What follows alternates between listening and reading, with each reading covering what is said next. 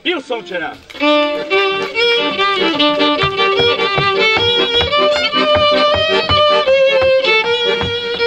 Pil som včera, pijem dneška, prepil som jaká laceška.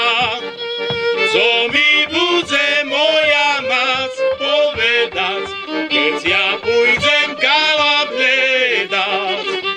Co mi bude moja mac povedať, keď ja pôjdem kalab hľadať? A pre moju frajíročku zlamali mi pravú ručku. Pravú ručku šehoj mi zlamali, frajírku mi žac nedali. Pravú ručku šehoj mi zlamali, frajírku mi žac nedali.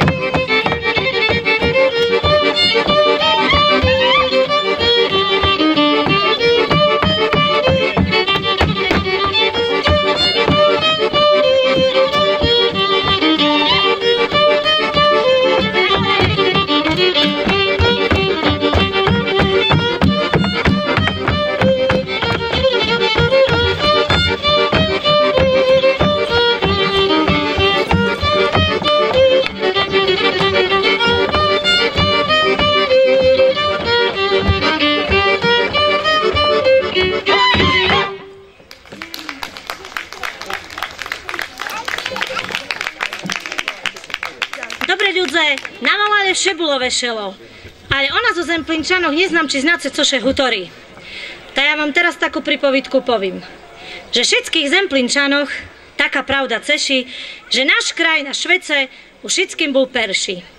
A naše dzivky, veraj nevesty, vypatrali jak anjeli nebesky. Keď im šumne boky natrasali, jak pavy s chvustami valalom kračali. Opliečko je lajbik, šumne vyšívané, pod nemalým krajše dzivocké dýchanie. Na spodku podolok najväkšiu mal cenu, chlop ho mohol lapiť, keď mal vlastnú ženu. No a či to pravda, neznám, to už spomínajú staré ľudze. Ale že by ste ešte znali aj inakšie príhodky, ešte vám jednu povím.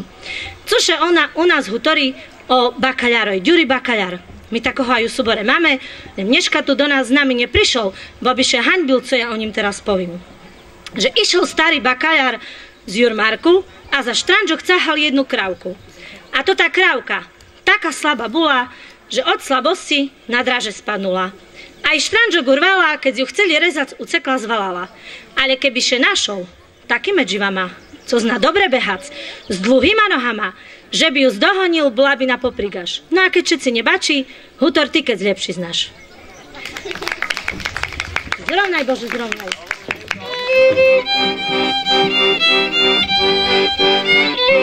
Zrovnaj, Bože, zrovnaj, húry s dolinami, vyše nehnívali dzivky s párobkami. I ahoj, Bože môj, všedlo javorovo, pomanuješ beťar, buce už je skoro.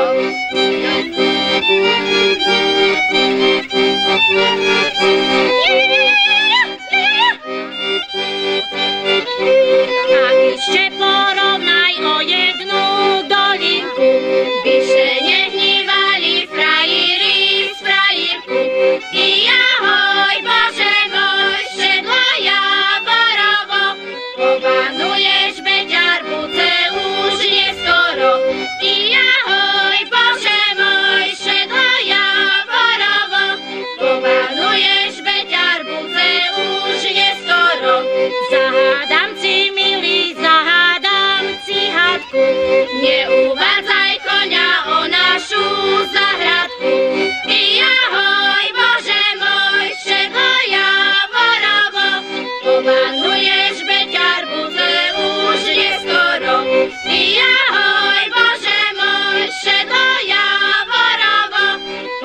marnuješ, Beťar, bude už neskoro. Ďakujeme vám, dobre ľudia, že ste tu s nami vytrimali. No nezdalekoho me kraju z Budkovec. Verím, že nás i druhý raz pozvece na fajný guľáš i dobrú palenku i na také šumné pošedzenie, jak i teraz na maja. Všetko dobre vám.